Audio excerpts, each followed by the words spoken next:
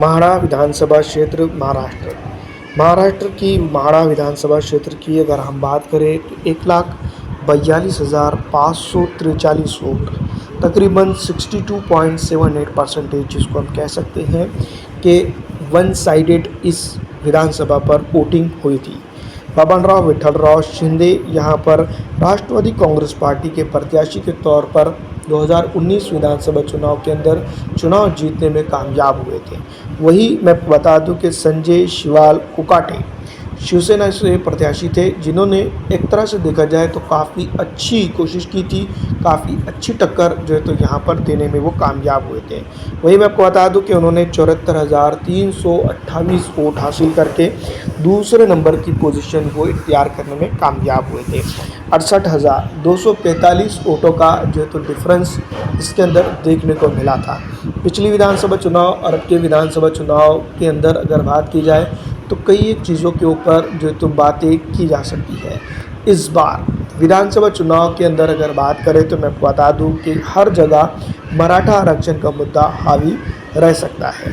राष्ट्रवादी Congress party की अगर हम बात करें तो दो फाड़ सह रही राष्ट्रवादी कांग्रेस पार्टी यहाँ पर अगर हम बात करें तो कई एक चीज़ों को लेकर अपने अंदरूनी कला को भी निपटने में नाकाम नज़र आ रही है।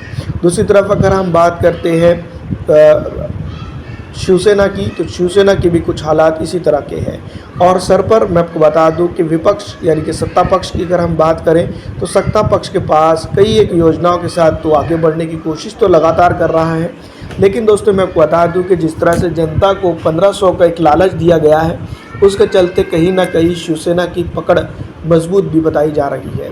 महाराष्ट्र विधानसभा चुनाव के अंदर अगर हम बात करें तो कई एक चीज़ों को लेकर भारतीय जनता पार्टी एजेंडिक तौर पर आगे बढ़ते हुए नज़र आ रही है। जिस तरह से मैं आपको बता दूं कि भारतीय जनता पार्टी की अगर बात की जाए तो इस बार एनडीए गठबंधन उतना मजबूत तो नज़र नहीं आ रहा है, लेकिन इसी तरह के हालात जो है तो झारखंड के अंदर भी, हरियाणा के अंदर भी देखे गए थे, माफ़ कीजिएगा, लेकिन वहाँ पर नतीजा क्या निकला आप जानते हैं।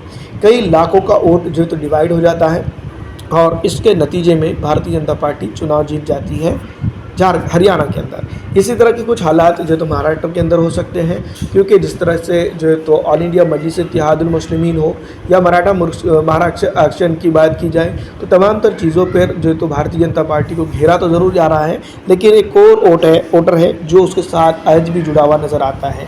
पिछड़ा, दलित, आरक्षित और कई अन्य जगहों पर अगर बात की जाए तो दोस्तों मैं आपको बता दूं कि कई एक चीज़ों के लेकर बात तो ज़रूर की जा रही है, लेकिन जिस तरह से म्हाडा विधानसभा क्षेत्र के ऊपर अगर हम बात करें तो तमाम चीज़ें खामोशी से देखी जा सकती है। फिलहाल इस वीडियो में इतना ही।